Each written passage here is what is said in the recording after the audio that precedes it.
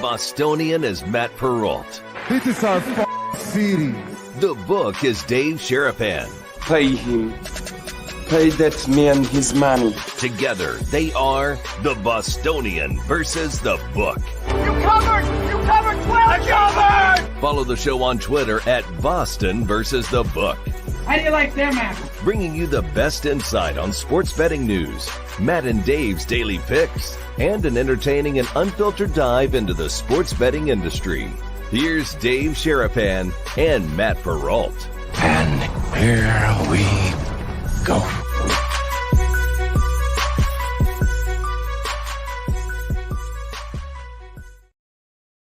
We are off and running on a Monday. What's up, boys and girls? How are you? It is time for another episode of the Bostonian versus the book. Dave Sherapan, Matt Perrault, Horse Guys.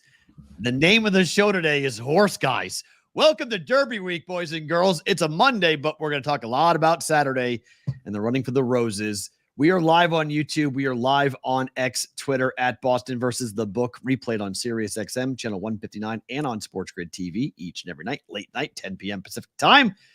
Dave, well, you got two of these guys on. You may not be a horse guy, but you booked two of them for the show today. Yes, we did, sir. Good to see you. Good to see everybody. Safe travels back to wherever you were. Roll Call Friday was exciting. If you haven't seen the show, go back and watch it. Ton of views. It was great. Thank you. Hit the like button. Hit the subscribe button. We had JC from KC in Detroit taking pictures at Comerica Park and at the draft. Looking sweet with that red and gold and white hat that matched his Chiefs gear. And then Mikey, awesome. Took a trip up to Boston, up to your neighborhood. He did. Put his hat on that seat, that home run seat, right? That's colored red. It's the longest home run hit by Ted Williams in Fenway Park history. That's right. It was Ted Williams. I couldn't remember who it was. So the seat is colored red. Yeah. Well, it matched Mikey's hat. Hopefully Mikey had a good trip, cross a bucket list item off for him. And kind of felt like we were there with him. That was kind of fun, having Mikey posting those pictures. And you'll see more of it though. I mean, what's favorite thing about today? You'll see some more of them. So really? Yeah. That's my favorite thing about today. So we will have some in the end. This show, by the way, is going to be 1 hour and 40 minutes on the nose. We have a hard out at the 1 o'clock Pacific time live show. So just an FYI. All right. We'll keep it tight. We'll keep it moving. We got two horse guys because it's Derby week. We got hats over today. We got the draw for the first time ever was done on Saturday. So we can talk to horse guys Monday, Tuesday, because usually you couldn't do it until Wednesday when people see the draw and they know where they're going, right, and what they're playing and things like that. So we're trying to get ahead of it a little bit. That's what we try to do on the BVB. Sure. Keep things moving, always forward, never straight, but we're still going. So, absolutely. Buckle up. Let's go, boys. Jack it up and down. Super chats will be available, but we're going to get to them probably during the live show because probably there won't be much bonus time today. So if you want to have one, go ahead and fire one off on the YouTube live show. We'll get to it later on in the program for that. So let's go to that. What happened this weekend?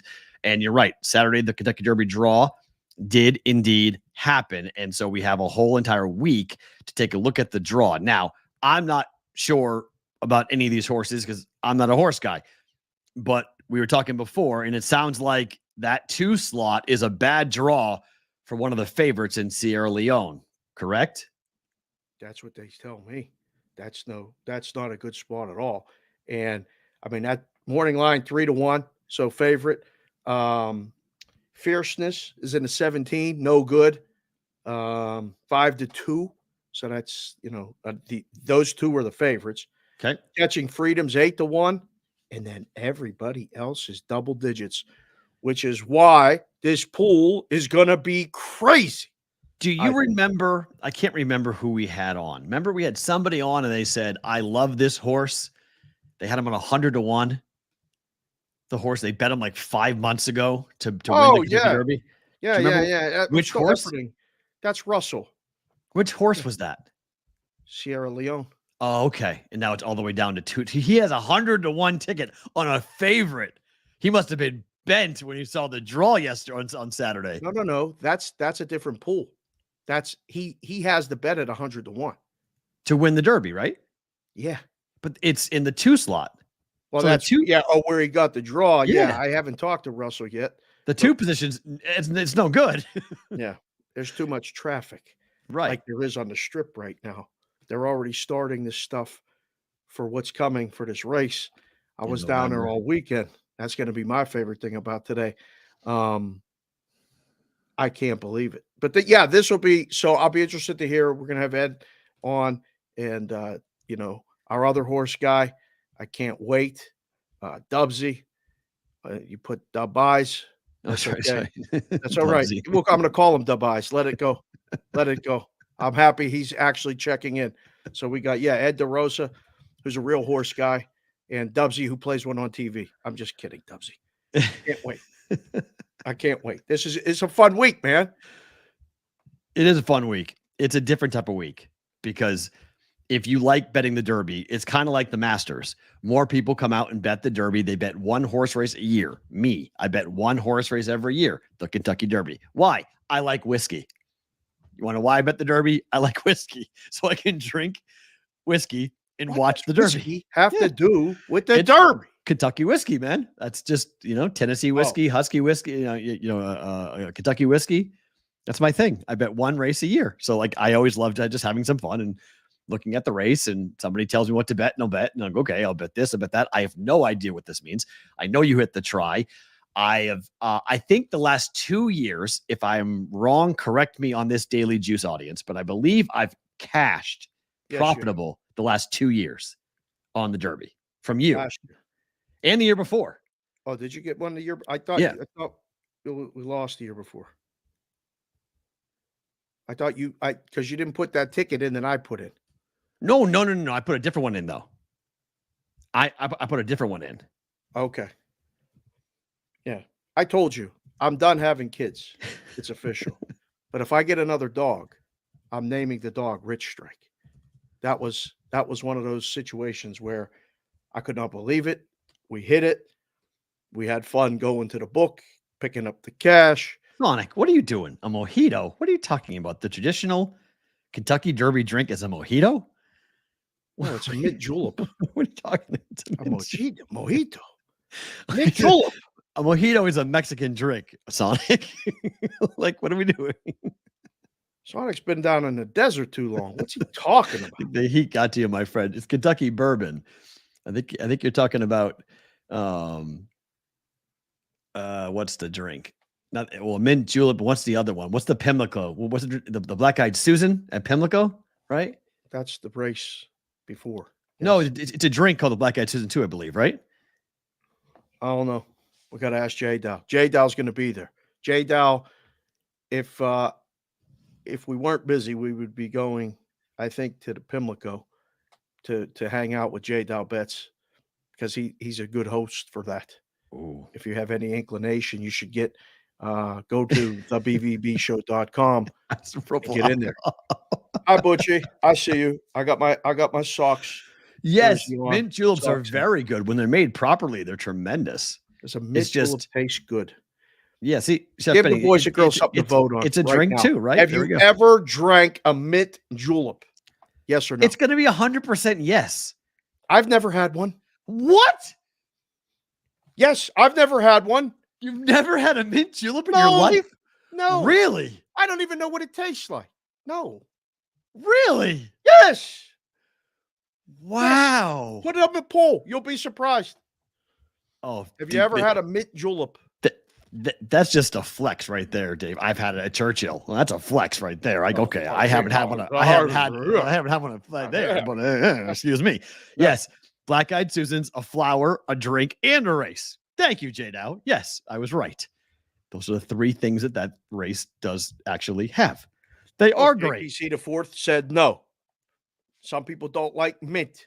Some people said they're great. Corey Macbeth, yes. John Serrett, yes. There you go. I don't know. I think. Have you ever had a mint julep? I have had many. Post it. I've had many. Hold on. I have to go in. I just saw something. I was gonna address what Addison just put in a super chat, but I can't do it yet. We'll address it later. Right, we will on that point. I think there's a lot of like, I don't know. I'm just somebody who goes with the flow on that stuff. So like, do I make mint juleps at my house? No. Like, you know what I mean? But yeah, but you might. Like, you're that guy that might. Like, you might try it. Like, oh no, but I would make it for the Derby, absolutely, 100%. Right, like for a Derby viewing party, there's no denying I'd make it for sure. But like, I mean, like on a Tuesday night, I'm at the house. Am I making a mint julep? No, then we're gonna have a talk. I call you up and say, "What are you doing?" I'm watching a Red Sox game, having a mint julep. What? Huh? Yes. But, I mean, I think we're 90% yes are going to say that they have had. If you love bourbon, if you love the South, the Kentucky nature of it, I'll go over 10%. No, with the no over 10%. Wow, I'll say 9 out of 10 people have had it. Just one of those things where you're just like, oh, Chef Benny, mint chocolate chip ice cream is phenomenal. What are you talking about? I'm a big fan of mint. Mint out of my bourbon and my ice cream. Yeah, whoa. I like mint. I like them both. I'm good with both. I'm good with all flavors. I'm good with all spirits and flavors. And, you know, I'm an old fashioned guy. I mean, in terms of that's my drink is an old fashioned. So like I was drinking old fashioned before everybody else made it cool and popular. And you millennials decided that it was your drink. And, you know, that now you all have these like really different types of drinks. Unfortunately, they're not really old fashions. Oh, if you put fruit in an old fashioned, it's not old fashioned. If you muddle anything in there, it's not old fashioned. You can't do anything else besides just simple syrup, ice, and bourbon and bitters. That's not an old fashioned. It's a very simple drink. Sound like a snob. I am a huge snob on this stuff. I'm a coffee snob. I'm a bourbon. I'm a drink snob. I'm a food snob. I'm 100%. I own all of those labels, and I am proud to say that I am. So it's just how when I go on vacation, I look for good restaurants and good bars. That's what I do. I eat well. No, on the mint julep is out to a 60% to 40% lead. I'm with you, Whitrock. Yes, bourbon and ice, and you can hold the ice on a lot of levels for me. Hey, pardon me. I mean, it just depends on what I'm drinking. If I'm drinking, I'll take a bourbon and ice, but hold the ice. Yeah, I mean, if you give me how many fingers? 2? How many? I almost when we were at Red Rock, I almost asked the waitress. I would have fallen over. When so it's the three of us. It's me, Dave, and another person sitting at Red Rock, and we're all. I had a coffee, and then I needed something extra. I needed something stronger than coffee, so I was like, "That's why I got the wine." I was like, "Wasn't gonna get no." I had a water. Yeah, I was like, "Nope." I was like, "Can I have a bullet neat, please?" And I almost asked her, "How many fingers will that be?" And I was like, "I can't." Would have played along. That waitress was great. She would have played right along. She would have, but if I had said that, I think I would have fallen over, and the guy we were with would have been like, "What's wrong with you? Are you all right? Like, what's wrong with you?" Oh, we'd have got him. Would have got that guy. That would have been good. Oh no, that's what I thought. I was like, I can't ask that. I was like, I can't do that. That would have been one of those moments of like, you know, sir, I'm gonna have to ask you to leave. Like, you can't be here, sir. So. I like them both, Dave. I like the rye and the bourbon, either one. I'm not really picky on either one. So either or, I'm good with it. Some people hate rye. I'm good with it. I like the taste of both. So just with whatever the mood is. Some people carry both. Some carry one. I'm good either way. No, on the mint julep got out to a like secretariat. Wow, 65% of you guys have never had a mint julep. I forget where the most of our audience is. In the Midwest, I guarantee there's not that many people who have had it. No, it's a Southern drink. Yeah, it is a Southern drink. Where's our Southern peeps at? I mean, vote. Yeah, if you live in North Carolina South, you've had it like multiple times. Okay, that's just one of those. I mean, look, at my wedding, I had mint julep and old fashioned bar, and I wore a seersucker suit. So like I had a barbecue. The whole thing was catered barbecue wise. So I had a Southern. I had a Southern meal in Houston. No, in Western Mass, on my brother's farm, outdoors in July, or was it July? September. Sorry, I forgot when I got married. September 1st when I got married. It's in the past. Doesn't matter now. Doesn't matter. Like it don't matter at all. Even when I was married, I had to remind myself when my anniversary was. It's like, when's my anniversary? What was it? July? It's September. It was as hot as hell. That's all I remember. It was like blisteringly hot when I got there to do that. But no, I can't do SoCo. Told you, Southern Comfort is X'd out. I've never had it since my freshman year in college when I threw it up after drinking an entire sophomore bottle. year for me. Yeah. Saw it come back up, regurgitated, said, yep, I'm good. No more of that. We're done with that. So we'll do the Derby coming up here. Looking forward to talk to Ed DeRosa. We haven't had him on the show before. Dubsy, we have, but with that. By the way, yes, everyone's a buzz. The Travis Kelce has agreed to a 2-year contract extension, making him the highest paid NFL tight end with the Chiefs. So congratulations. Yes. So he keeps on winning. Is the podcast going to continue? I guess. Jason's got time now, right? I mean, he's going to be on. So. It was announced this morning. He's going to be part of the Monday Night Football countdown on ESPN. Oh, great. So he's going to be on that crew. So okay. My guess would be the podcast is going to continue. I would guess. Why wouldn't it? Jess would be very excited to hear that. That the New Heights podcast will continue. Yeah. So they'll all keep going with that. So highest paid tight end in the game.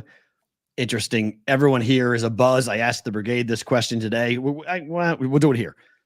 If you use the term significant other, is that a bigger label than girlfriend? Whom are you addressing? You and everyone in the brigade. This is the story in Vegas this morning. This is the topic. Everyone's talking about this. So who I'll set it up. Is she sitting with you? So this is my significant other, or this is my girlfriend. Here's what happened. Oh, on Saturday, the 15 of my homies charity golf tournament happened here at the Wynn. So Patrick Mahomes had all his people in. Okay. Yeah, I was going to go down there.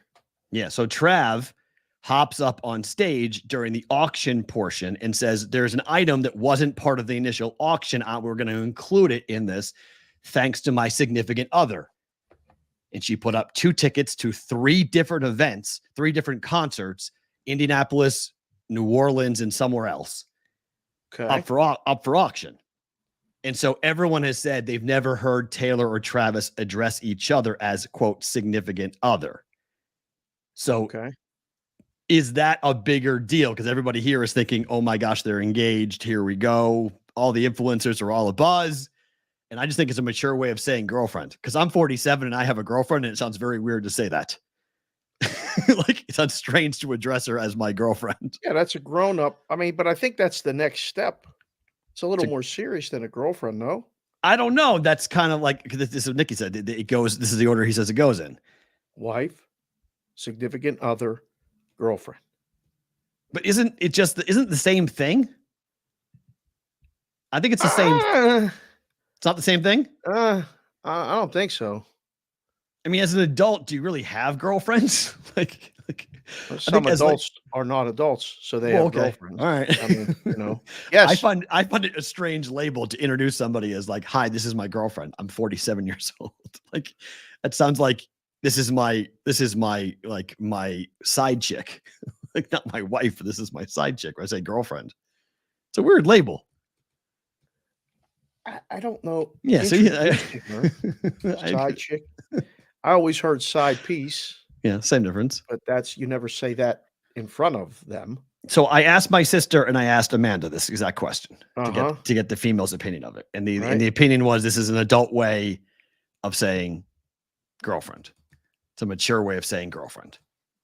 Have you ever been referred to as a significant other? Yeah, but done by my then wife. Right. Like, I don't know. It's always been like, it's always a ring attached to it. When I've heard those terms, there's always been a ring attached in some form or fashion. So that's why everybody's like, whoa, like, wait a minute. That's a good question. I just think it's in term that it's more significant than a girlfriend. It's more adult. Like somebody asked me, how would I introduce Amanda? I don't know. Like I would say significant other because girlfriend sounds weird. Like I'm telling you, like introducing her as my girlfriend sounds strange. But my daughter refers to her as my dad's girlfriend. Okay. So. Man, you got all these things now we got to, play out as all this develops. Like, I don't even know what to say. I It's don't the know. adult version of calling someone your girlfriend. I agree. Like, this is my significant other. This means that they're more serious than just someone I'm dating. Right. So can you call your wife a significant other? Oh, 100%. Yes. 100%. But I mean, it's just the question here in Vegas has been, did Travis unveil something that's going to be, ETV lead story? Holy crap. What a slow time of year. What are we talking about? It's Vegas. It happened here. It wouldn't be a story to me if it didn't happen here, but it happened here. And so all the influencers. I have a feeling we're going to be discussing this at dinner tonight. Probably so. Yeah. As soon as she's done with work, my wife returned to work today. Uh-huh. And so I won't see her until later. I will call her after the show, after we get our call done and everything else, just to check in. But she's going to ask me that. I guarantee it. It's 100%. going to be a discussion. Oh yeah, without a doubt. And this is Partner. All right, social giant. We use partner in my house. Girlfriend does sound weird. We are about to have twins. Oh, God bless. It will be easier to call her my wife, but I have not earned that yet. LOL. That's fine. That's okay. Twins, God bless. I can't wait to. We're going to have to get baby gear for BVB so we can put babies in BVB gear because I think the kids get it. Oh, the show is weird, just like Brooksy said it. He's right. But I think that baby gear BVB stuff would look great. If you haven't seen the video, you're going to see it's Travis up on it because it just became the highest paid tight end in the NFL after what he signed today. So he plays that tournament here in Vegas. Taylor was in the audience, by the way. So someone was asking that, was she there? Yes, she was there. So he was addressing her with her in the audience. So do you think, I mean, she didn't mind it, right? I guarantee no way. Okay. Yeah. There's no way that would have been covered. But I mean, it's just one of those like NFL/pop culture stories that's being picked up on because we've never heard that terminology before. And I was like, isn't it just a mature way of saying girlfriend? I don't think it means they're engaged. Yeah, like you can't say my boo, my home, my honey, my sweetie. I mean, you not can in that moment because everyone's taping. You're on camera, like everyone's filming that. Like you're up on stage. Yeah. You got to be very careful of not saying the wrong thing, and the Swifties will come after you in big time. Boys and girls, put your name that you would call your significant other, and that's not significant other. What? Yeah, you could say "love of my life." You could say, but then hello, wow, okay. But that's the song that she just wrote, so you got to be careful on that. You could say that would have been good marketing, right? Exactly. The old lady. You can't call your old lady, Nate. This is not going to work. Nate, this is not. It's not going to work. No, Nate. You call her Home Slice. What's up, Home Slice? Hey, Joe C. Myers. My Home Slice right over here. That would go over well. Boss would work. Yeah, it's my boss. Yeah. Could you imagine he called Taylor? Wait, where'd that go? He called Taylor the baggage. Baggage. CBW. You do such a good job. What are you doing? You're going to get us in trouble. Oh, that's great. So yeah. So we'll see. Nikki, I can't write that. Stop writing things. I can't write those things on I almost said it. I looked down. I'm like, hey, we can't say those things on there. So better half, John Sarrett. Good. Yeah, but better half. Now that if you say better half, that means you're married. That's a marriage term to me. You really can't say you're better half when you're not straight up, legal. That to me, that to me means you're married. Yeah, I don't know. You say my better half, and that's a marriage. That's a marriage term. So I like to embarrass Jess all the time when we go out. I'll just randomly just go, that's my wife, y'all. That's my wife right there, y'all. And she just goes, would you shut up? Like, what? You are. That's my wife. Cute. Yeah, it's cute. It's a nice calling her Yoko. I don't know. Oh my. Call her Yoko. Come on. That'd be great.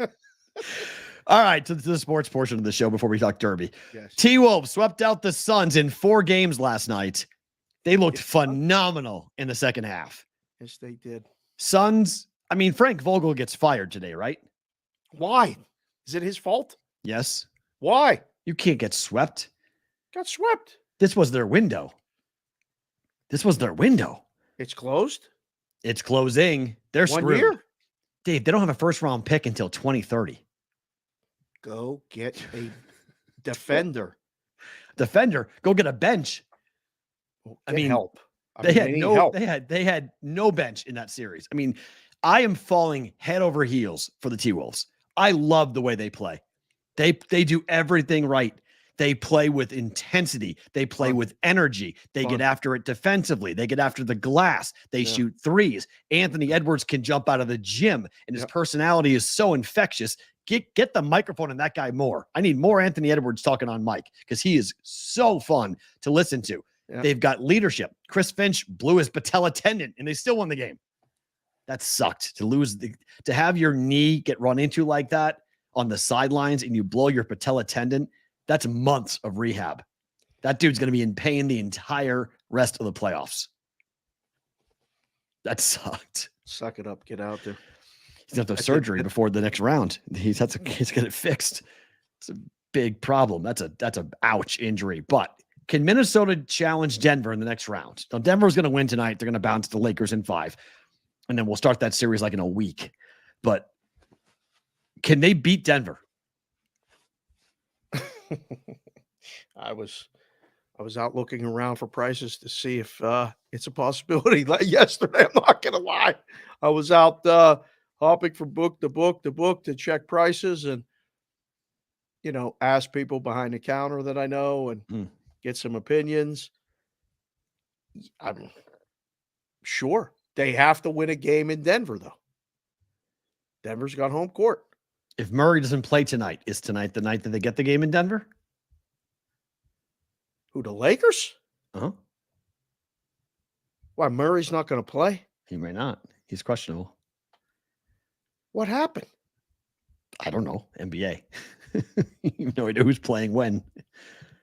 What? Yeah. Really? Yep. It's questionable. I mean, I think he'll play. They can win without him too, but I just wonder if that's the. Is KD done in Phoenix? No, I don't believe that. But I think it's a problem. I mean, it's a problem for them going forward. Him, their bench, they have so much money locked up in so few players. And they're in cap hell. They don't have any draft picks to speak of. The coach is probably not the guy. Phoenix is in trouble. Phoenix, Golden State, Lakers, all three. All three may miss the playoffs next year. Nikki Caramello, who's down in Arizona, said, yes, KD is 100% done. Wow. And so where's he going? SoCal DJ just said KD to Minnesota. What? Rumors are swirling around about KD and Booker wanting out of Phoenix. Well, of course, everybody runs for the exits when it gets tough. Yeah. Right? I mean, they were just in the finals. Wasn't that long ago. So you burn it down? Wasn't with KD, though. Right. But do you burn it down? I mean, do you just get rid of all the stars and start over again and just suck for calf strain? Yeah. For Murray. Man, you got to finish this series tonight. Yes. You're at home, though. It was trending on Twitter after they won Saturday. Lakers in 7. Everybody pause. Come on. Lakers aren't winning this series. I would be ecstatic if the Lakers win this series in 7 games. Wow. That would clear the road. That's why you got to look at the Minnesota futures. If you believe that, you got it. I mean, you're right. I think I don't want to say they're live, like totally, but it has to be considered. If you're holding Denver futures, it has to be considered. I just need to read this too, just to get your reaction to this, because I think you'll find this pretty funny. Hit me with it. Let's go. Gerard Mayo just was asked about Tom Brady playing for the Patriots. What did he say? Mayo said, quote, I love Tom and the door is always open if he wants to come in here and coach. But as far as him going out there on the field, I don't know. But if he comes in here once again, going back to, hey, the best player will play, you got to come in here and compete. And he loves competition. So I have no doubt he's going to be walking. I doubt he's going to be walking through these doors anytime soon. So he didn't like slam the door on it though. It wasn't like there's no way Brady's playing for us. No, that's a good friend. He's telling him without telling him. Tom, Right. Stop. it's over. Aren't you supposed to be in the booth? He's got a roast coming up for Netflix over this weekend. Bill Belichick's going to roast Brady. That's coming up. Why? I can't wait to watch. Oh my gosh. Are you kidding me? It's going to be tremendous. Roasts are some of my favorite things. I don't know how, Yeah. but I was able to go to roasts when I was young. Really? My dad took me to roasts in Pittsburgh. They had a Lynn Swan roast, a Franco Harris. They roasted the players like That's awesome. Willie Stargell. Wow. It was so funny. And then I used to watch those roasts with Bob Hope and all the celebrities. Yes, right. And I thought that it's one of the funniest things because it's just you have to sit there and take it. And Brady is a target-rich environment. Oh, you can't imagine. Like For they are gonna comedians, light him up. They're going to light him up It's from the so goat good. to I the can't wait. eyebrows, to the hair, to Oh. the weight, to the chin, to the, I mean, how much work he's gotten done over the years. I mean, Everything. Brady is, he's in trouble. They're just going to roast literally him on fire for the next hour, hour and a half plus. But like Belichick, I want to hear who writes Belichick's stuff. Right. Like, how serious does Bill get? Does Bill get like really sensitive stuff? Do they talk about Giselle, Bridget Moynihan? Like, he's got so many. Brady is wide open, ducking I cover. mean, those Dean Martin roasts were Don Rickles too was tremendous. Don Rickles was one of the greatest Oh. roasters ever. And then when I moved to Vegas, I had a guy who would get me those tickets to the Shaq roasts. Nice. I mean, I went and sat at a table with Mark Cuban and the Oh, Maloof nice. brothers. That's cool. I remember, and I was with Jess. She really thought I was something. She's like, Ben. "Who are these people?" I'm like, "They own the Sacramento Kings, and he owns the Dallas Mavericks." He's from Pittsburgh. Yeah, I said, Mark, this is my significant other. She was Yeah. my significant other at the time, but yeah, she's from Pittsburgh too. It was great.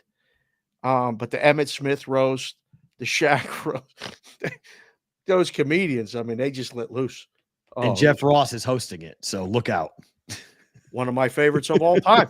Jeff Ross is One of my hosting. favorites of all time. Yeah, ducking cover if you're Tom Brady. You're gonna be under the table by the time the night's over. Given what it's gonna be, they're gonna say some nasty stuff.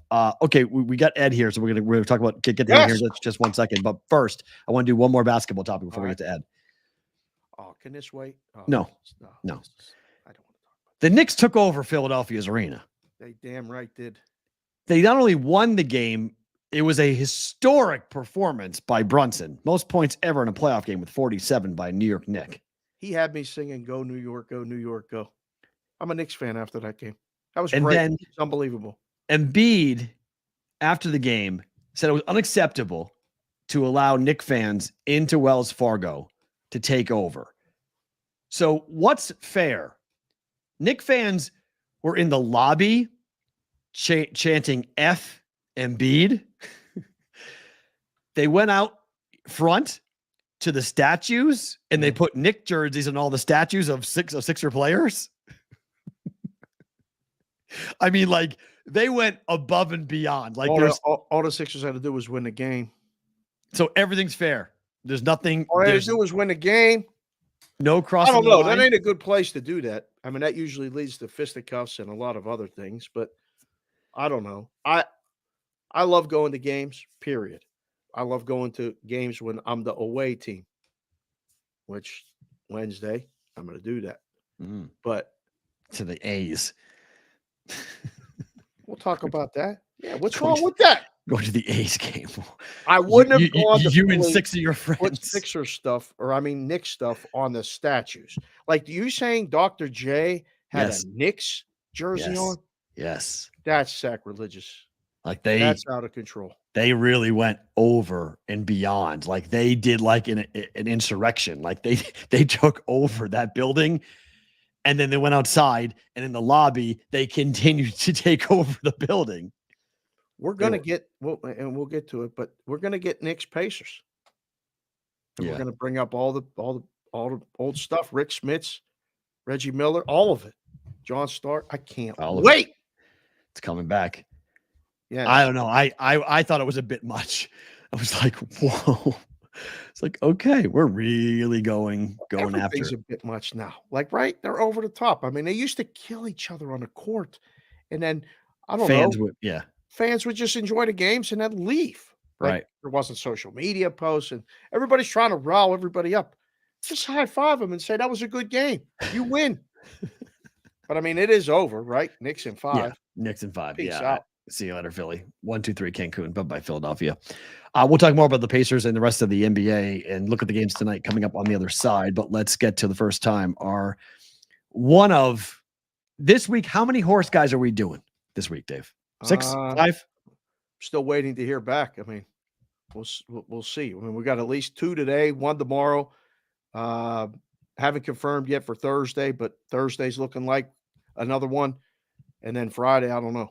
All right. So Ed DeRosa, Horse Racing Nation, joining us Horse here guy. on the Bostonian versus the book. First time to get him on the program. Ed, Matt, and Dave, how are you? Happy Derby week. Thanks for coming on. Happy Derby week. Thanks for having me. I got to say real quick, my bachelor party was a roast, so they're a lot of fun for sure. Oh my. You were the subject I of a was the roast subject. for your bachelor party? Yeah.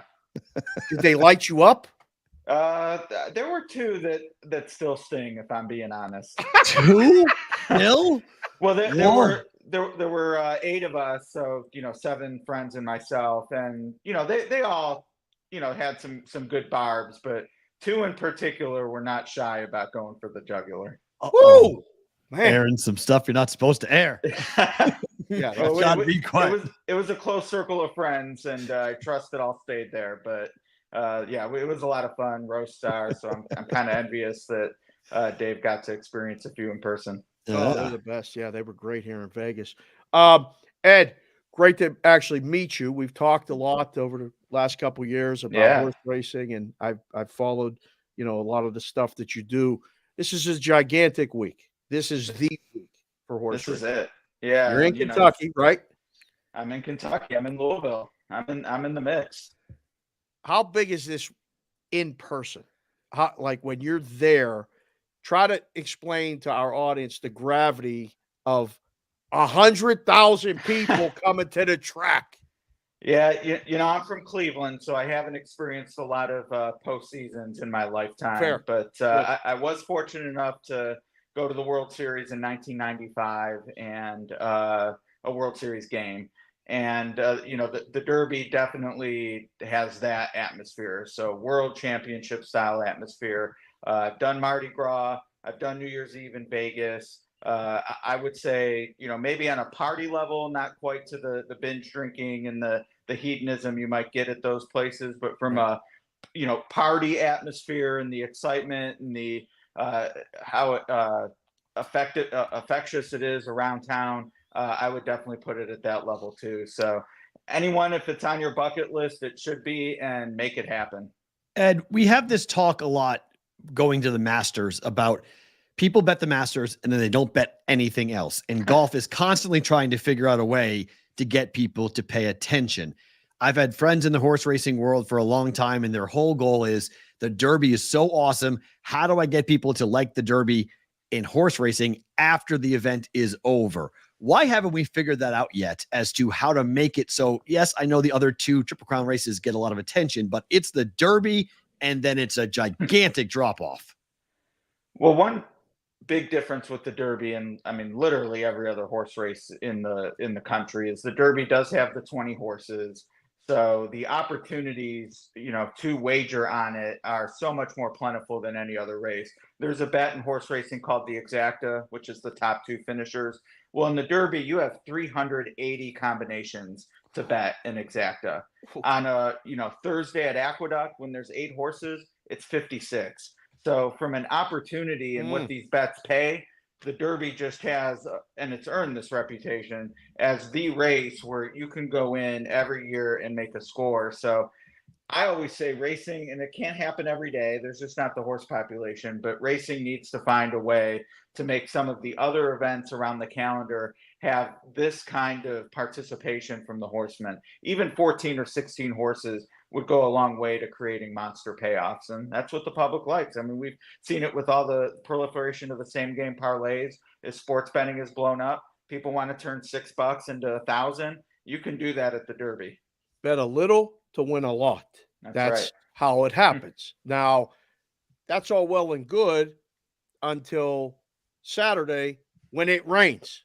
It's Monday, Ed, and everybody's already talking about the weather forecast. You do all this handicapping.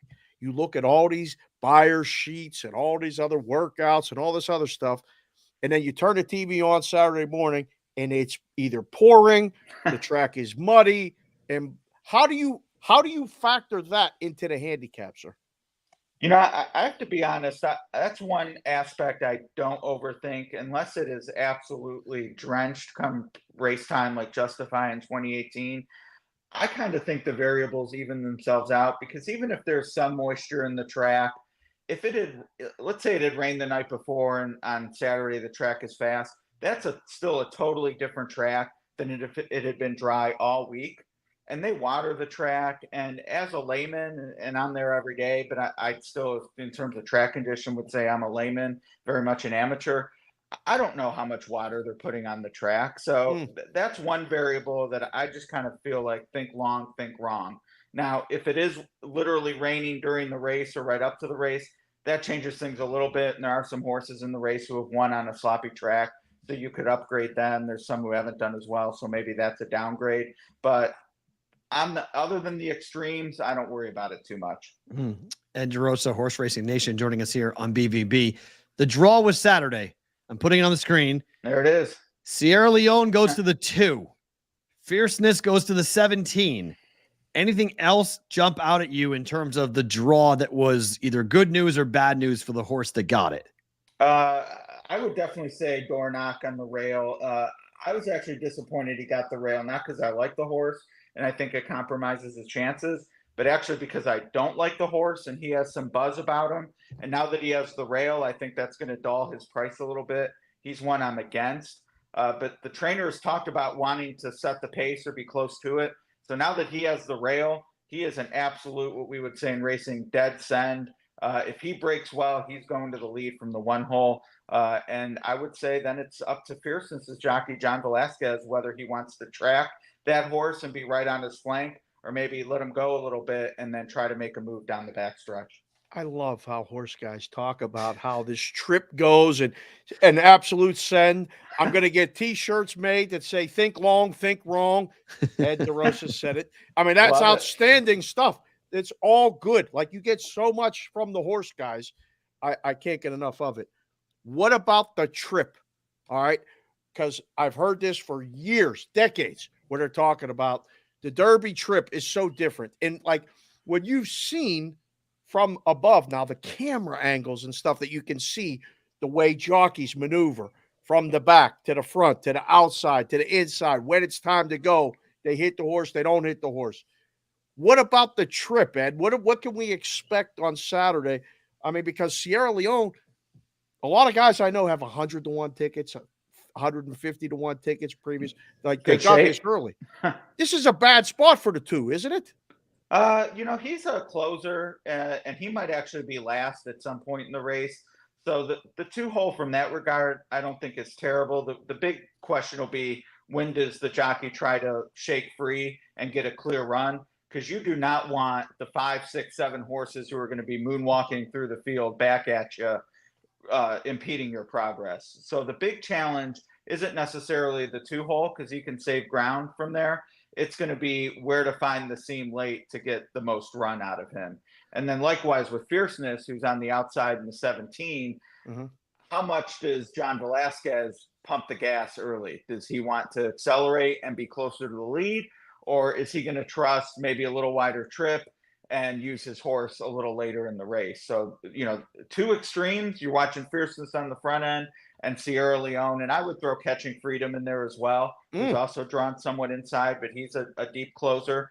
Those are the dynamics to watch for me. Ed, there are all sorts of superstitions when it goes into this thing. Bet the gray, bet a horse in terms of what it looks like before he gets in, and does he buck before he goes into the stall. anything that you look at, anything that you're watching for, either in the promenade or in the lead up or in the practices, like what do you look for in a horse if you're going to back them? We're at the point now with, the Derby is such a difficult race to win that you cannot have any setback whatsoever. So for those, following along on social media, Kentucky Derby does a great job streaming the works. If there is any hiccup with these horses' preparation in the morning, they miss a day, the trainer wanted to do X, but Y happened instead, that is an automatic huge downgrade for me. And the great thing about the Derby is you actually know that that's happening and can adjust accordingly as a horse player. When it's a Thursday at Santa Anita, you have no idea what that horse went through on Tuesday. So you're sort of in the dark a little bit more on things like that. But with the Derby, everything's under a microscope, and you should trust the data you're getting from trainers. If they wanted to do something and then something else happens, that's a huge negative in my mind, and actually makes the horse impossible to back for me.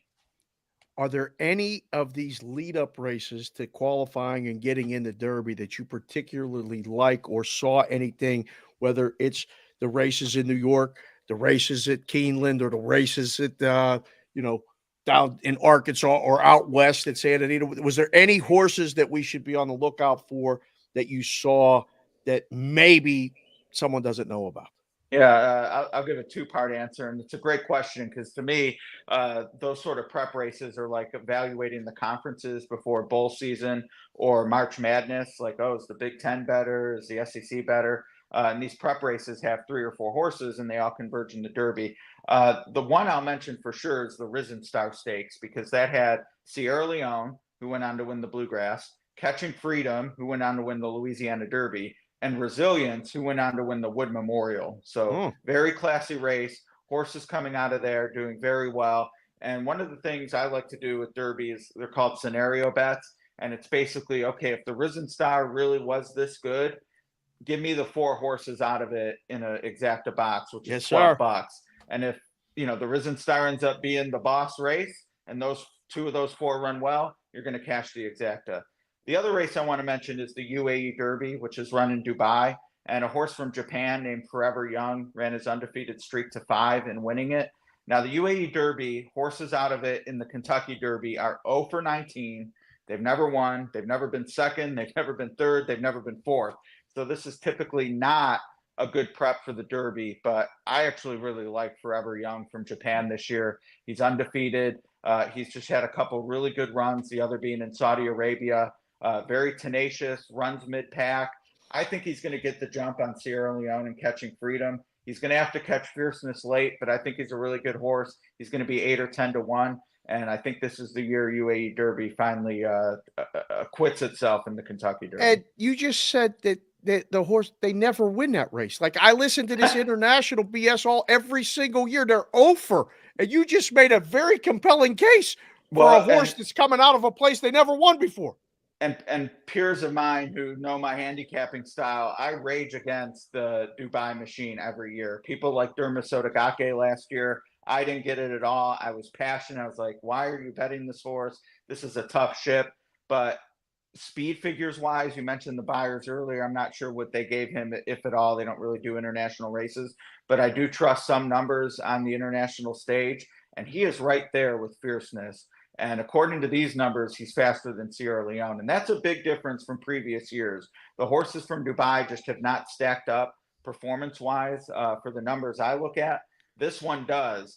And I'm a big fan of you got to dance who you brought to the dance, got to dance with who you brought to the dance. And as a handicapper, I use numbers, whether it's a Wednesday in September or it's Kentucky Derby Day, I trust him. And these numbers say he belongs. And last one for me. The parimutuel nature of betting into this race often throws people off because they don't bet parimutuel all that often.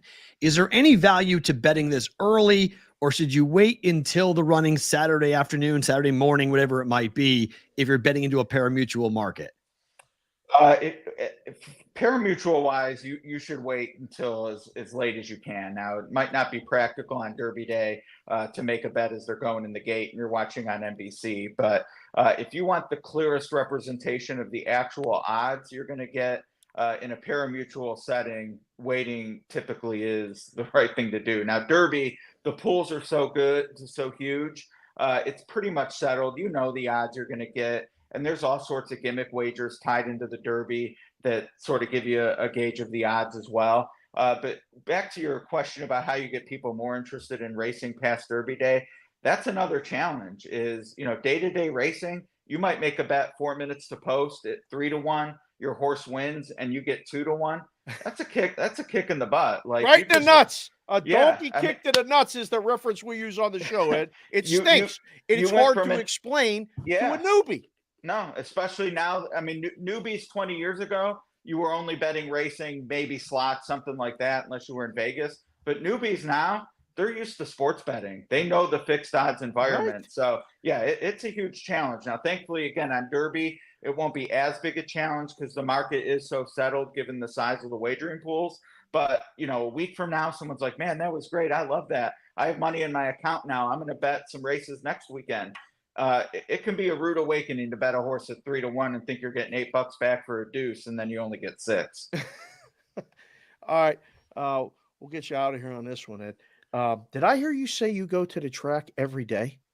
Not every day. Well, I would say I bet racing 5 to 6 days a week. Okay.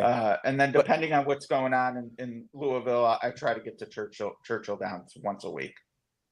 Have you ever had a mint julep? Oh, absolutely. Is it good? You're asking a Kentucky guy if he had mint I juleps. just want to know. I'm like Listen, asking if you drank water, Dave. when you go to the butcher, you ask the butcher the question That's about right. the meat. This gosh, Ed's right there. And it has a mint julep. Here's the Is it issue. good, Ed? Here's the issue. If you go to, and I don't mean to sound this bougie, but if you go to a proper bar and a bartender knows how to make a mint julep, they are magical. They muddle the mint, the sugar, it's delicious. When you get it at Churchill Downs, they've been made since 8 in. They're watered down because the ice is melted. They're mass produced, not mass produced, they're mass sprinkling the mint. So it's totally different. Do we lose Ed? What happened? We lost that. Oh, you got an alert. Bar and order one. All right, you're Yes, back. All right, absolutely. we lost you for about 10 All right, seconds. we're not going to hold you to this because it's Monday. A lot of things happen. But going into today, if you had to bet a horse today, who wins the Derby? Forever Young, number 11. Yo 11. The international horse. Yeah. We're gonna Under have the you back rising on sun. Friday if you have time. We're gonna have to reevaluate. I don't know. I'm 11-7-17 right now. 11, 7, 7, 17. 17. Okay. 11, 7, 17. So that would put you into the Forever Young, Fierceness, and Honor Marie. Honor Marie. Yep. Yeah. All right. There we Those go. are my 3. Those are the 3. Ed, good stuff. We'll talk to you down the Thank line. you, all right? sir. Appreciate the time Appreciate today. you having me. We'll on, be guys. back Thank- to talk Cleveland Guardians. I had no Love idea it. you were from Cleveland. Oh yeah. No. Well, not the best record anymore after losing 2 or 3. They're rolling though. They're But they're rolling. rolling. Yeah, they're looking Yeah. good. They're looking good. Ed, good stuff. Ed DeRosa from Horse Racing Nation joining us Thanks, here Ed. on the Bostonian versus the book. Great to get him on the program talking horses. That was great. Dubsy will be by here in a couple of seconds. We'll get his thoughts on what he likes for the Derby. I mean, a Japanese I can't believe course. Ed said Forever Young. Butchie likes the 17. All right. He Well, likes that's good. Cross him off the list. Not- That's perfect. no good, Butchie, no good. No, Butchie's really good until I bet it. When Oh. he gives me horses and I go right to the book and I bet it, Yeah. I'm over. Interesting. So I Okay. ain't betting at 17. You Okay. can bet it. All right. Back to the NBA before we get to Dubsy. Pacers are 1 win away from knocking out the Bucks. What do you make of the hiring of Doc Rivers? If the Pacers win this, because Giannis probably isn't coming back, and it looks like Lillard may not play either. Middleton got nicked up. This series is over. Is this one of the worst moves in season in NBA history? It's not 30 good. 30 I and mean, 13 they were This before has they you fought. questioning everything. 30 and 13. All right. When it happened, we actually said it here on this show. Said, wait, the record is 30 and 13, and they showed this guy the door. They better get to the Eastern Conference Finals or nothing is successful. You're losing in the first round. Now, did you know Getting Giannis was going bounced. to get hurt? No. But what do you do now? Oh, you ride with them. You have no choice. You have to ride with who? Doc? Yeah, you got to give him a full season. You have to. Well, of course. But so you have no choice. You're stuck with Doc. Man, there must have been some major turmoil in that building. And there's not now. I mean, it's like, be careful what you wish for, man. Be real careful with what decisions you make and how what you decide to do, because yikes. When is that next game? Let's see. Tomorrow, right? I don't know. The NBA plays once every 3 days. Let's see. It is Tuesday. Yeah, it's tomorrow. So, and Indiana's a 3.5-point favorite on the road. And they should be. In a closeout. They should be. Just like last night. Bye-bye. I mean, Steam, look at the Suns. Suns went from +2 to -2. Lost outright. Steam has not been your friend in these playoffs. Yeah. Meanwhile, the home team's been winning, except I was on the Suns. I was on the T-Wolves last night. I was like, I had the worst number on the planet. I had -2, Minnesota. Doc can use the injury excuse. CBW. He can. That's very true. Man, the Clippers last night avoided making serious history. They almost blew the biggest lead in NBA history. They had a 31-point lead. They almost blew it. Where's my Clipper? I mean, Kyrie was... You guys got over on the hats today. Kyrie was tremendous last night for the Mavericks, but I don't know how... If you're the Clippers, how do you feel about that? Like, you tied the series at 2, but you got to feel a little bit shell-shocked that you almost were part of history, the biggest blown lead in the playoff history. 31 points up, cruising, and then it just went away so fast. And I don't know, that proved to me that the Clippers got whatever it takes. It was a surprise for everybody, though. It was James Harden. Right. James Harden took over. James Harden, the fourth quarter. He just took the ball and said, I'm going to the hoop and nobody's stopping me. Get on my way. A couple finger rolls and, battled Kyrie back and forth. I was surprised Luka wasn't as big a part of the end of the game for the Dallas Mavericks. This is the problem for the Dallas Mavericks. They cannot figure out how to use them both. It's either one or the other.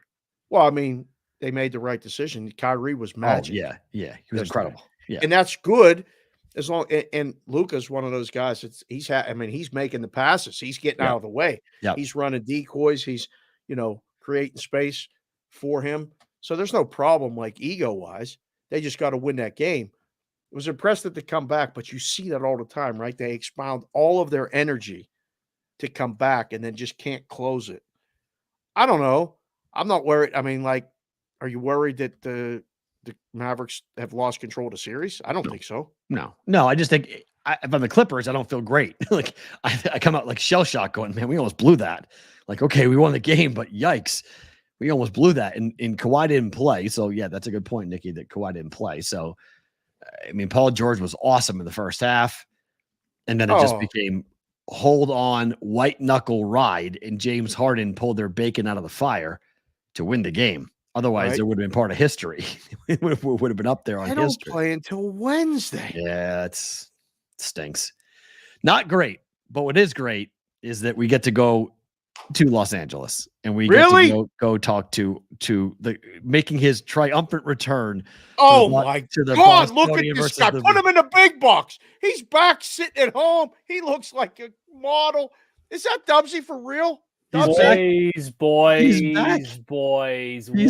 is happening? Back, bigger, better, stronger, faster. Probably less, a couple of bucks since I last seen you, boys. What is happening? Kentucky Derby week, boys. It's good. You're back at home. You're not in the car. You have a whole backdrop and everything. You look tremendous. This is awesome. So, I mean, where are you now work-wise in terms of Derby week? Like, how crazy is this working for FanDuel TV? You got a lot of stuff to do this week, do you not?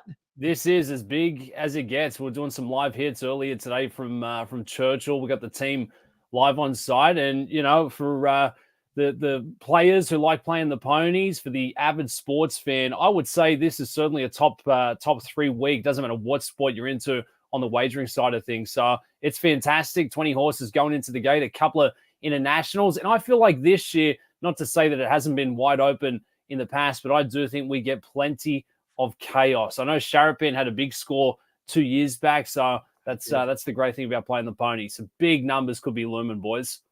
Yeah, big numbers.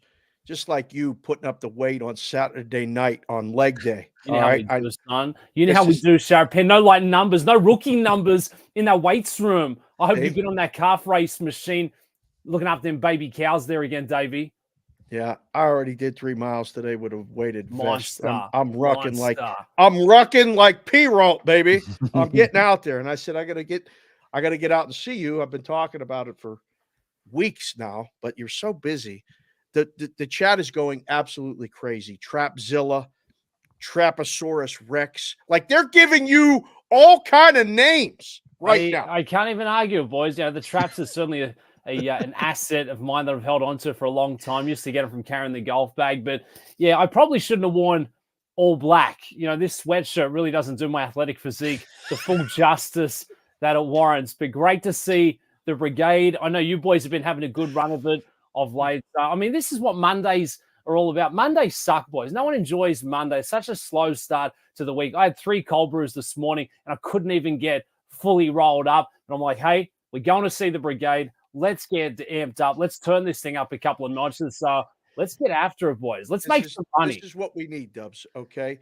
They never did the draw before, a week before. This is a big deal for handicapping this race because now all the experts and all the pundits and all the guys at the track are going to have a whole week to talk about the draw, the weather, the this, the that. What's Dubsy? You see the draw come out on Saturday. What did you think initially when you saw it, Dubsy? I think the big standout is Fierceness, who comes in for Todd Pletcher. And, you know, we turn it back to last year. Forte was the odds-on favorite until game day and was a game day scratch. Now, Forte was owned by Rapoli Stable, trained by Todd Pletcher. So that was heartbreaking, to say the least. But this year, they come in with Fierceness, a dominant winner in the Florida Derby, a champion 2-year-old, looks fantastic in the 3-year-old season, has clocked the fastest times that we've seen as a 2-year-old and as a 3-year-old, but draws the 17 spot. Now, history goes against the 17 starting position. 0 for 44 is the starting spot of post number 17. 0 for 44? So that doesn't work in favor. We've never had a winner draw from the 17 hole, and now we've got one of the biggest favorites coming into the Kentucky Derby in Fierceness, who's going to have to be very versatile and get a very good trip to try and get things done on Saturday afternoon. Huh. In terms of track position and track weather, do you go into this deep? Does it matter if it rains, if the track is wet? Everyone says Churchill drains incredibly well.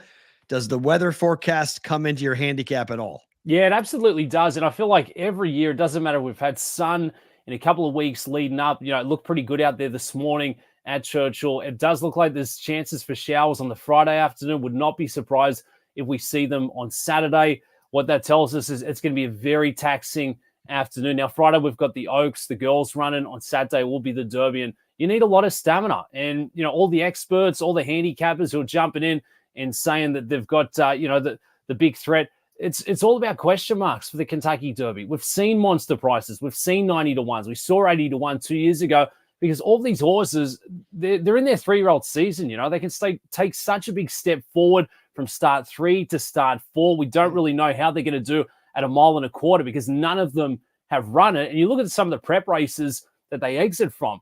There's 9 runners. There's 10 runners. We've got 20 horses in the gate. Hopefully they come kickoff on Saturday afternoon in front of 100,000+ spectators. There's just so many unknowns, which is why, you know, if you can find a good reason, a strong opinion to go against a vulnerable favorite, this is absolutely the race and day to do it because the prize pools are going to be monster. You need a lot to go in your favor. And as we saw last year, if we get a fast pace on the front end, it can really open it up nicely for a bit of a closing kick, that more sustained run style. You know, racing in America is all about having that early speed. The fastest horse goes to the front and tries to hold on for dear life. Well, don't be surprised if your front runner starts to tire a little late there on Saturday as they turn for home, and it could be anyone's race. We saw it with Rich Strike 2 years ago. We saw it with Mage last year, going off at 15-1. It's just about having enough diesel left in the tank. I've told many people I'm done having children, but if I get another dog, I'm going to name it Rich Strike because that You can one call it really Dubsy. changed You can call it everything. Dubsy. Not You can calling the call horse four-legged Dubsy friend unless Dubsy. it's just perfect. That the horse has to be. I mean, the dog had to be manicured perfectly. I got Nicky Caramello as associate producer in the brigade. He just said it's the first time listening to Dubs, and I want to run through a wall for this man. That's what I'm talking about. This is what the That's what I'm people talking need. about. That's This what is I'm talking we got about. right here. It's Monday. You No just Monday said- motivation. You That's get it right. locked with the boysies, talking a little Kentucky Derby. Your boy hasn't even had a mint julep, Sharapan or Matty P. Gets your boy fired up. Gets Have your you boy ever had a 5 mint days julep out, in the 5 past? sleeps. Have you I ever don't had need a to mint julep? sleep. Yeah, Golfer. fantastic. Very Of course, sweet. of course, Very you sweet. can. He's a Okay. golfer. Little Woodford Reserve. Yeah, Little he's a- mint julep. Come on. Little Oh, liqueur. please. He had a Oh, mint stop julep. it, daddy. Goodness Stop gracious. it, daddy Sharapan. Don't get me excited on a Monday. Come on now. So you need a reason for it, and you sound so international. We just had Ed DeRosa on come on and tell us about this horse from Dubai, Forever Young, is in the 11th spot, coming over. They're 0 for 11. These horses that come, they're undefeated. They're this, they're that. Dubsy, that's a line through it, is it not?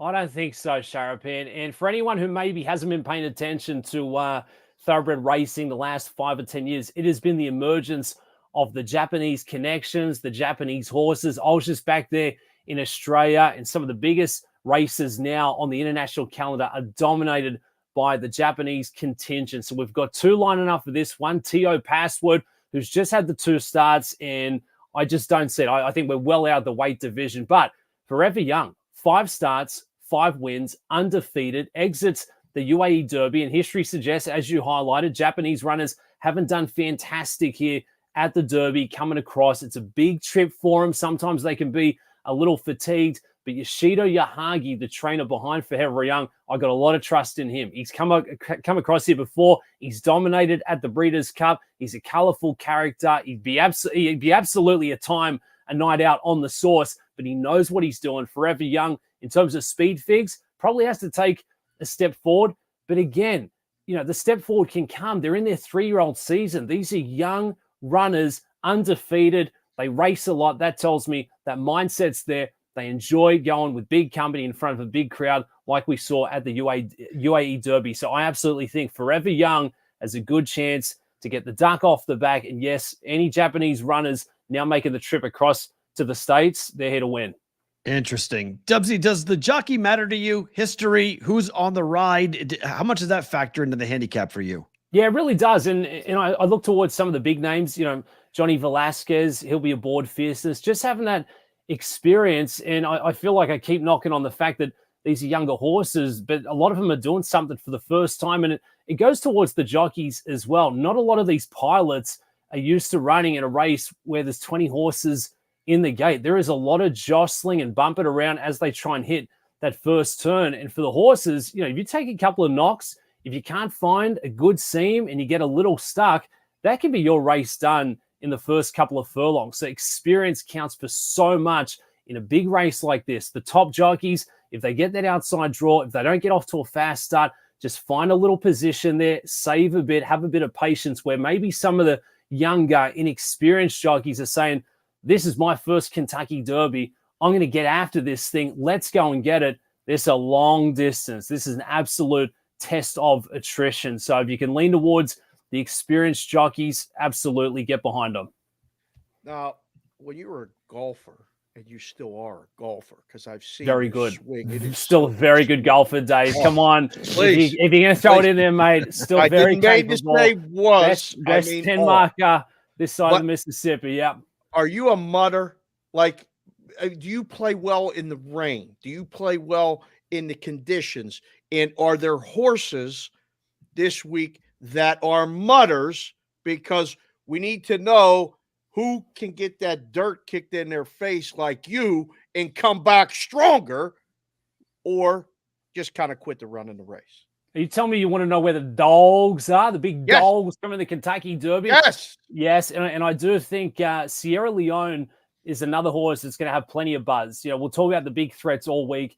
Fierceness is one. Sierra Leone is the other. Sierra Leone will start from post position 2, has that closing kick, and has had success early. 3 for 4, 2 of the starts coming on a sloppy course. So that tells us there's a bit more fitness in the legs. And I guess the standout for me is you'd probably want to avoid any of the horses that came through the qualifying points on the all-weather surface, because once they get out to that dirt course, if they're getting kicked back in the face, a lot of them won't like that. It can sort of throw them off. They start going out. They push out wide, just trying to sort of avoid that chaos. So for me, you want the mudders. You can roll the sleeves up. You'll see the jockeys this week. They'll be wearing multiple goggles every, furlong. They rip the next pair off. You're going to get covered in the stuff, but you've got to roll up the sleeves and get it done. And that's how it should be. It's really tough in the Kentucky Derby trying to go from gate to wire and maintain that advantage. You're going to be tested. You're going to be knocked. You're going to get dirty. And if you're not a mudder, I don't know, maybe go play a tough guy sport like golf.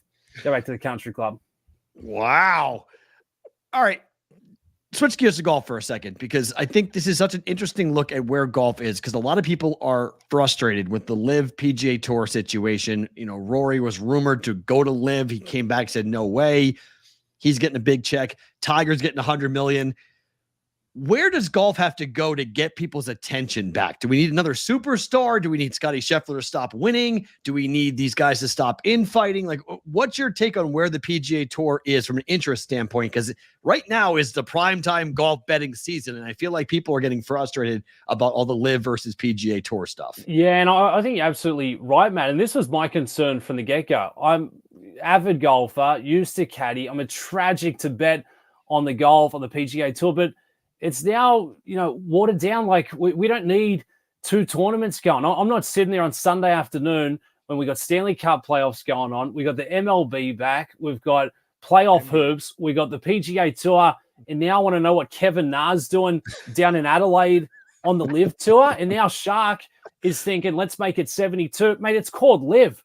LIV is 54. Now you're thinking about going to 72. There's no world rankings points. So it's tough for these guys to stay motivated despite getting the big bag. And for me, is there too much golf? Is there such a thing? Yes. And we've seen it the last 12 months. I do not want to watch 2 golf tournaments of watered down fields. The PGA Tour has still got some young superstars, but for the average sports fan, you're not going to know these young guys coming up. Yeah, it gives them a great chance to come up and make some big bucks, but we don't lack superstars. I just think, it's going to be more about the quality of the product more so than quantity. And when you've got the PGA Tour going week in, week out, and then the LIV floating around in the background with their whole carry-on, it's far too much golf. I'd really love to see a way in which we could work it out in the future. And sure, maybe there is, but that's still going to be a good couple of years off. And, people question Rory McIlroy's commitment to the PGA Tour. He was playing in the Zurich Classic. That's his commitment to the PGA Tour. What an absolute snooze of an event that was, the annual teams event. But if Rory McIlroy and Shane Lowry are playing in the Zurich Classic over in New Orleans, that should tell you enough of where Rory lies in terms of his commitment to the tour. And then singing karaoke on the way out, going ahead and singing some Journey. Yeah, put a green jacket on, Rory, and then you can sing as much as you want for as long as you want. But, it's in Rory McIlroy, love Rory. He's the most talented golfer still in the world of golf. But, he pops off with his shots early in the get-go. I think he could have done a better job to sort of try and neutralize things. And maybe we could have worked out a way in which we got both sides of the party to the table a little quicker. Because LIV, I like what they're doing. I like the international side of things. And for the tour, maybe they could have cut back their schedule and allowed the old, WGC World Golf Championships to exist in the form of LIV, where we take the game to different spots like Asia, like Australia, where there's big prize money on the line. And some of these other countries get to see the very best golfers from the tour, playing in their home country, smaller markets. And maybe LIV could have got what they wanted there as well, because essentially the tour's got no issue with that money. Jay Monahan, he's now stuffed his pockets. He's in pole position. So, gets me fired up, boys. I do think we've ruined everything in the process of these two leagues not working in tandem. Last one from me, Dubsy. First of all, thank you for joining us. Great to see you. We got to get you back in the rotation now that we know the schedule. If we can, find a place for you to come in. You're always welcome. I had a moment there as you were talking about the jockeys taking off the goggles. I was thinking about that time you actually took your shirt off on here, and I got distracted. That was an unbelievable episode. Don't tempt me.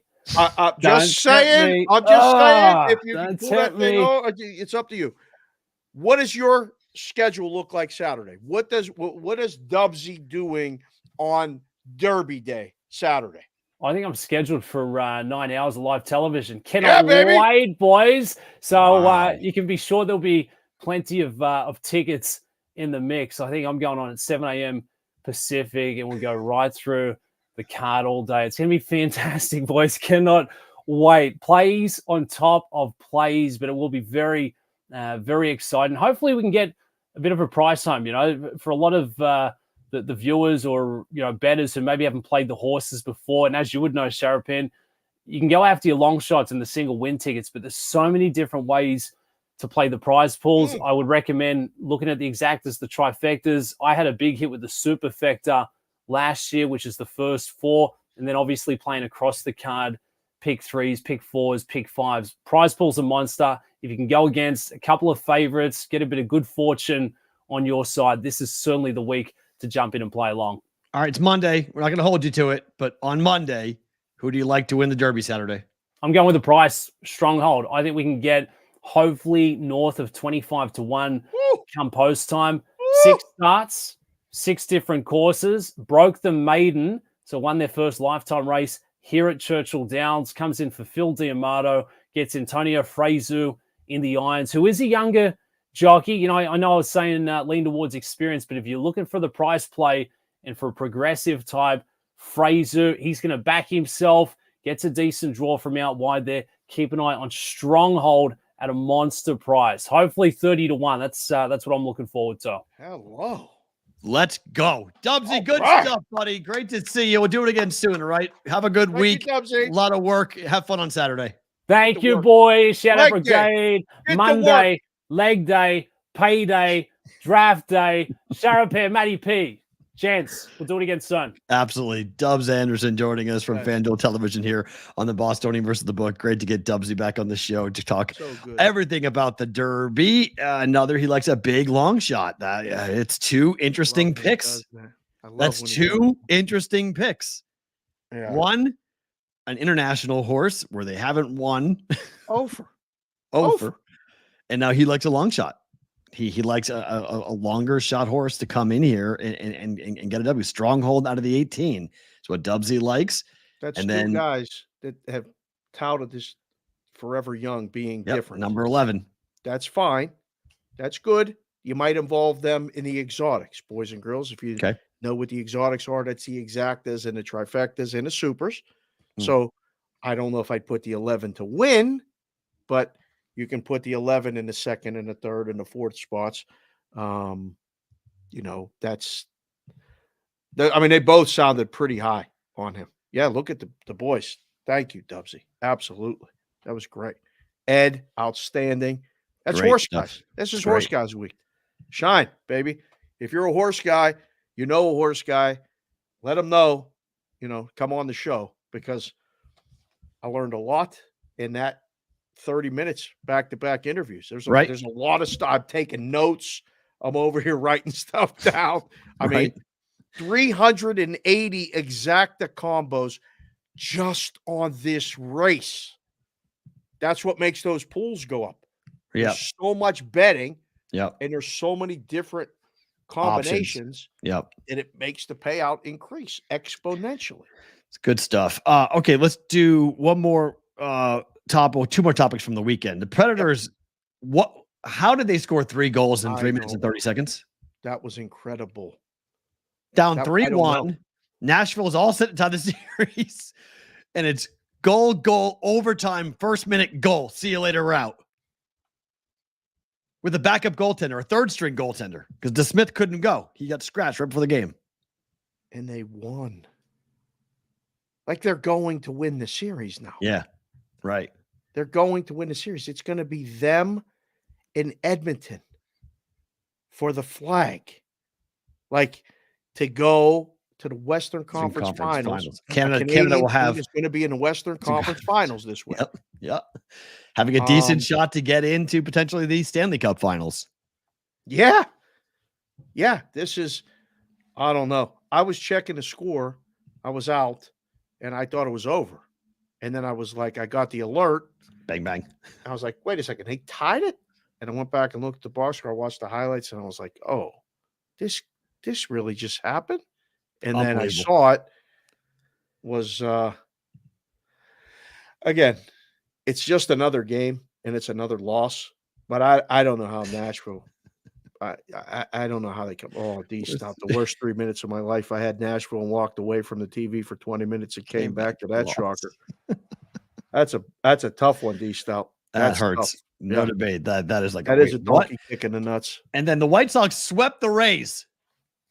They went from 3 wins to 6.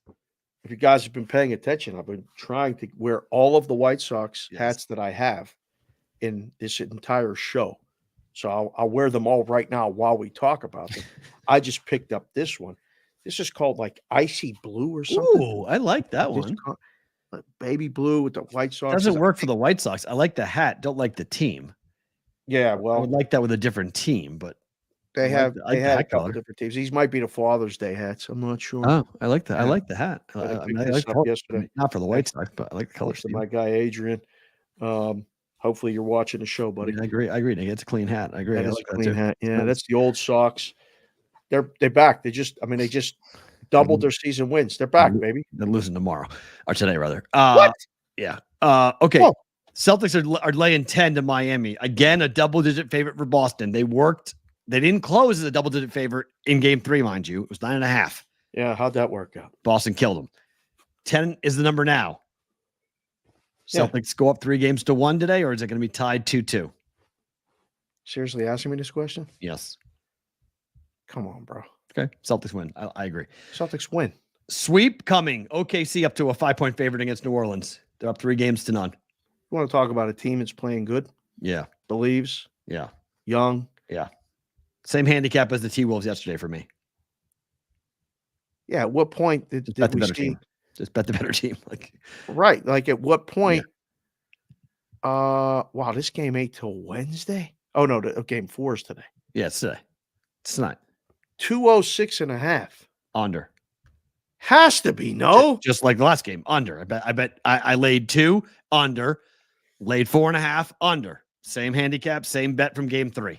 It's going up. Yeah, going up last time too. Till game time. Went up before. Yeah, let it go. Yeah. Let it run. Let it go. Everyone's assuming it's a closeout game. They can't score. They can't score. That's why it goes under. New Orleans can't score. Yeah. Wow. Surprised the line's only 4.5. Mm-hmm. Yeah, that's why I bet it. To be perfectly honest, I know it's hard to close out. And we saw it in hockey. There were a couple teams that had closeouts over the weekend. Capitals. And not Capitals. Who else? Who pushed it? The Islanders won in double overtime. It was Islanders. Tampa Bay won a tremendous hockey game against Florida. Yeah. It's hard to close out. I get it. I don't think it'll be. I'd be very surprised if OKC doesn't win and cover tonight. Yeah, me too. I totally agree with that. Denver's laying 7 against the Lakers. Total's 216.5. Last roll call Friday, I did the Digital Underground brief rap with "It's the Same" song. Lakers won game 3 though. So people are game 4 rather. So they're like, ooh, but now we're back in Denver. We're back in Denver. Yeah. Again, I don't know if he's playing or not. If Murray's playing, can they win without him? Be harder, but line ain't moving. If that line comes down, Murray ain't playing. You don't need no injury report. You'll see the line move. Denver wins. Series over. Sorry, Laker people. I have this Denver bet. Win game 1, win the series. So I don't need to touch it. It's just I already have a money line on this. So whoa. Matt just clicked the wrong thing. Left me here by myself. How does that happen? Sorry. Oh, now he kicked me out. Look at that. That was me. Sorry. Hit the wrong button. It's fine. To me, Well, I don't know. I mean, it's Lakers not winning this game tonight. I'm sorry, it's just not happening. I can't see it. You can bet the Lakers if you want. I want no part of the Lakers tonight. Big Consig, Kylie's in the chat. Yes, really? Yeah, she said this is another hat I've never seen. You're right, Kyle. You've been away for a little while. Just like, Look at that. She's changed it to her. That's great. Look Her at Felician. that. She's got her Felician. Look at picture. that. That looks That's great. nice. That's a nice profile right there. That's a good I like it. That's a good shot. Yeah, I got a couple hats you've never seen. You're right. You're right. Yes. Yeah, No, we're cranking the the other one? altitude. Are I you agree, talking Joe. to me right now while I'm doing the show, Kai? Please, we're doing the show. She means the white one, the White Sox one, the blue lid one. This is brand new. I just picked this up yesterday. Yeah, I was down on the strip seeing some people about some Yeah. things. Favorite thing about today. Stay That's tuned. nice. That's nice. Florida Tampa, only 2 games in the NHL tonight. Yes. It's over tonight. 6.5 seems high. I almost bet the under. It's like 6.5. Elimination game. Right. That's It's always a half a goal higher. That's I mean, why I did that's the that. way we did it. Yeah, because open net they pull it. Yeah, I mean It's legit. desperation happens earlier. Yeah. If we're down 3-2 with 5 minutes to go and have an opportunity, we pull the goalie. And Not 4-2, bad, we pull Nicky. the goalie again. Florida in regulations. I Not a like bad that. bet. That's not a bad bet. I don't know if I'd bet that. I don't know if I'd bet puck line, but I like regulation bet. I like Florida regulation tonight. Right. That I like do. the Florida. I like the regulation bet better than the puck line. Agreed. Me too. Yeah, I'm with you on that point for sure. Yeah, on that. Dallas minus 120 at Vegas tonight here in town. Total was 6. Now it's 5.5. Did you watch that game Saturday night? Repeat tonight. There was about 4 minutes of that game that Logan Thompson's the best better player on the team. ice. Logan Thompson's been incredible. Logan Thompson was unbelievable. He kept them in that game. Should have been 3 or 100%. 4-0 after the 100%. first. I was on the under. Otto was pissed off in our chat. Going. How the hell that game stay under? I don't know. I bet the under. I was happy about it. Yeah, He bet the over. Chris Otto. Yeah, he was. That was one of your best under bets ever in the history of under bets in hockey. Winning that bet when Was you had the under. Yeah. I was going to ask you for lottery numbers. Right. Like, there's no way you should have won that bet, and you did. Yep. And now Dallas is favored here. They should be. They're favored the last game. I lean to Dallas to even up the series. I think Dallas know, is a good but shot this at evening is- up. This is the game after that Right. that you get the. I would think the Vegas goes. We win tonight. We're going to win this series. Mm. We don't win tonight. Mhm. Hello, they're Mhm. right back in it. Oh, without a doubt. And I lean towards Dallas tonight. Yeah, I'm going to be on Sports Grid later with Ranieri, and I'm trying to decide what I'm going to wear for this game. I don't know yet. I don't know what side, if I'm going to go with the Vegas stuff or Ooh. the Dallas stuff. I don't know. Dallas under. Sidewise, Dallas, 3-2 Dallas. same score. Same game. Bet the draw. Oh. It's going to be a grinder of a game. Was it me or did Dallas look exponentially faster for 50 minutes of that game? Sure. Like they looked, Desperation will do that to you. I don't know. They looked like they had way more open ice and they were a step ahead in winning Yeah. They were every desperate. puck battle. They were desperate. Vegas didn't match it. And that happened again. No, because Vegas is going to match it.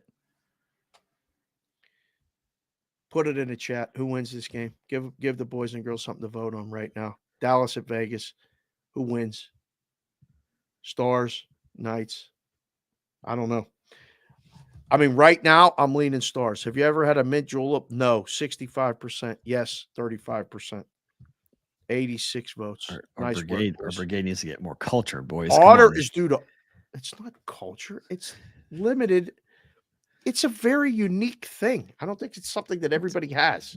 What do you mean? Everyone goes to derby parties. Who doesn't go to a derby party and mint juleps? It's kind of like a thing. I've never been to a Kentucky Derby party in my Because life. you're always working them. You're That's always there. You're always working the derby parties. Different story. It's a work day for you. It's a big day. It was a big work day for you. One of my favorite stories of all time happened on one of my first Derby days working. Well, hold that for a second.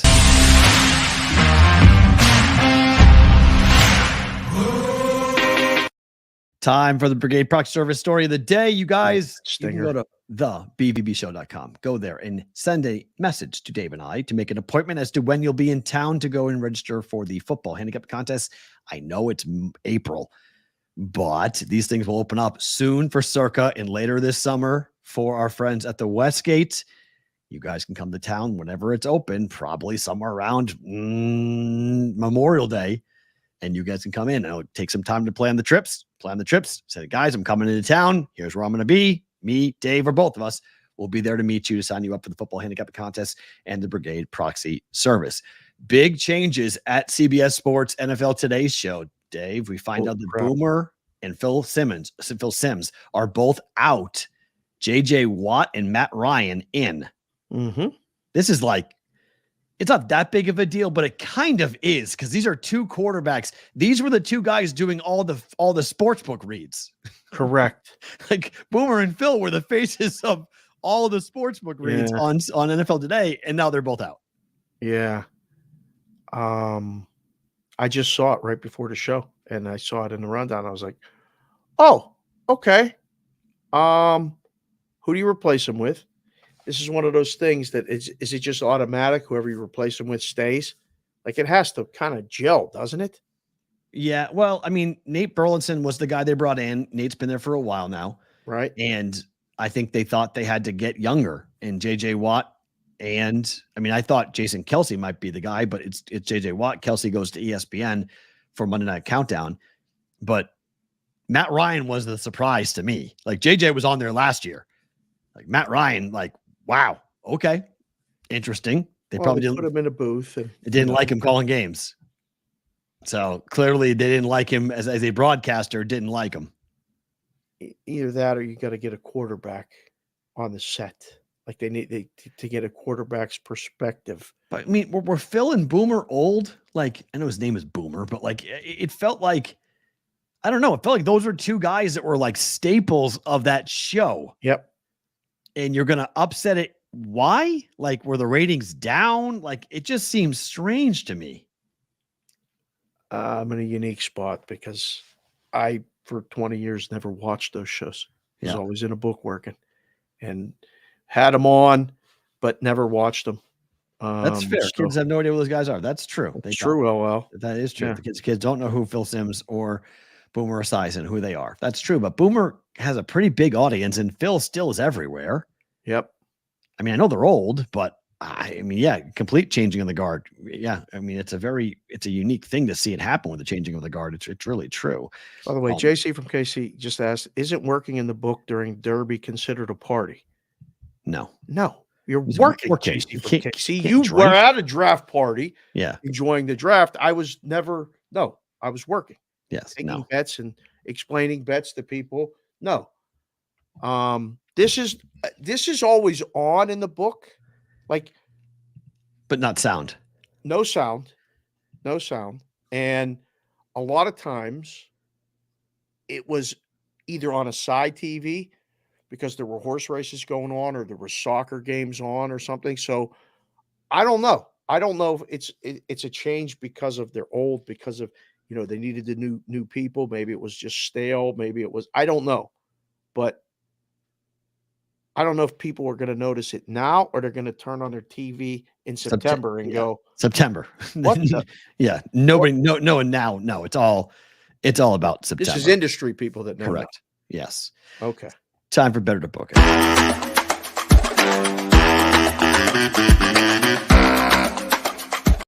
All right, 3 plays for you today on Better to Book It. I got a half a point of CLV here. OKC minus 4.5 tonight against New Orleans on the road. I like it. Bet it. Okay. Yes, sir. Bet number 2, Milwaukee. I am fading Tampa Bay until further notice because you can't get swept by the White Sox. I'm sorry. That's really embarrassing. Bad team. Milwaukee money line minus 108. Slight move in Milwaukee already. Yeah. Ooh. I say bet it, but hesitant. Okay. And then finally, Vegas Dallas under 6. I got a little bit of a half a goal here of value. 6 last night. It's 5.5 now. Have to take it plays to the under. Good push potential though. Could be 4-2. Right. 5.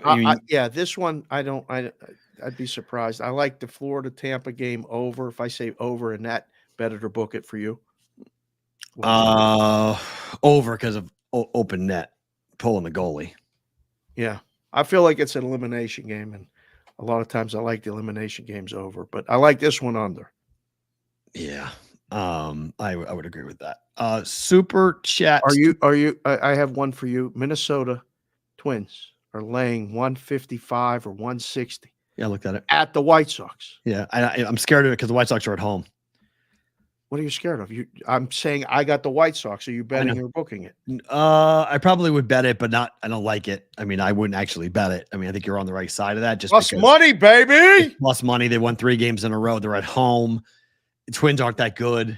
So, like, if the Twins were at home, I'd say I'll be all about the Twins. But the Twins on the road, I mean, this is the time you got to be careful with the White Sox because people just think it's the same play as April. It's all April, and it's not. I mean, they're going to have these stretches where they get good. The A's did it last year. Right. They just start winning games. Like, you got to be careful. Like, the Marlins have 6 wins. The White Sox have 6 wins. And then 7 wins is the next lowest. So these are still professional baseball players, and they're going to win some games. Just the Rays are in a rut, and I want to fade the Rays. JC from KC's on the Phillies to have the best record of the month. Oh, close. They got the Angels today and tomorrow. The Braves are tied with them. The Braves have Seattle today and tomorrow. And then the other team, Cleveland, is off today and only has 1 game tomorrow. So they're all tied. Okay. We'll watch it. Super chat from Joe the Fat Panda. 2 coworkers have a bet, all expense trip to Vegas. Will Rory win a major between now and the 2029 Masters? What's your yes or no price? Will he win a major? He's got 4 shots a year between now and then, which is all of 25, 26, 27, 28 in the Masters. You want the no. So what, minus 200 on the no? I mean, a whole expense paid trip. I don't know. I mean, what kind of trip are we talking? That could bury you. That could be a 10-dimer. Depending on what your expenses are. Depending on what your expenses and your extracurriculars are, that could be steep. It's true. Favorite thing about today is what? Over the weekend, I went and visited Uncle V. I saw cousin Michael. We had a great time. We FaceTimed a couple people. Uncle V's 80. He ain't moving.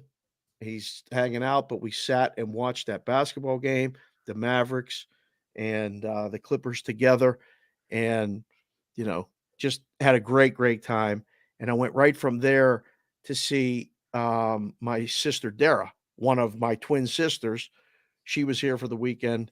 Sat with her last night in a Bellagio, next to her on a machine. We became kids again. While she was playing this ridiculous Wizard of Oz slot machine where it's just lose. And then some small win, the Wicked Witch of the West appears and there's a real spin and munchkins and they sing and all this other stuff. And I'm like, what are we doing? I'm like, are you having fun? Yes. Okay. All right. So it was an unbelievable. It was just a great, 6-hour stretch of reminder. Everybody's going through something. Family is so important, and spending time with people in your life while you got them really is one of the most important things ever. And I was like a little kid, staying out late. I don't like sitting in a smoky casino anymore, though. It's really tough. The sour rooters are hovering around those machines at the Bellagio. Everybody's smoking. But that was my favorite thing about today, yesterday. Mine is our guy, Mikey. Oh, this is Mikey Awesome at Fenway Park in Boston. Sending all sorts of pictures all over. That's a BVB Brigade hat on the Ted Williams seat in right field for the farthest home run ever hit at Fenway Park. That's why it's marked red. It's him with a baseball. I don't know how he got a baseball. Mikey also got a baseball. And then he got up to the Green Monster seats during batting practice. It was very cool to see him. He sent a bunch of really cool pictures that I put on social media. So thank you to Mikey. Hopefully you guys had an awesome 19th wedding anniversary and enjoyed Boston. It was great to see the pictures and whatnot. So thank you for sending those, because it's pretty darn cool to see you bopping around the city of Boston, taking a bunch of pictures with the BVB. It was Brigade great. hat. I feel like I was there. Yeah, you it's know, cool. you sending us those pictures and then posting them and all this other stuff. I want to shout out Tyler too. Okay. That email that you sent today. I'll read it tomorrow. Yeah, that was it was moving. And Tyler, we know you're fighting, and we, always forward, never straight is going to be the first T-shirt for BBB. Yes, 100%. Yeah. That's what we do every day. Yeah. Thank you again for that email. That was my other favorite thing about today that we'll talk about tomorrow. Yeah, I'll read it tomorrow. Guys, thanks for being here. We appreciate it. We're back tomorrow on a Tuesday. Like, subscribe, and all the fun stuff when it comes to being a part of the hashtag BVB Brigade. He is Dave. I'm Matt. We're back tomorrow for another episode of the Bostonian versus the Book.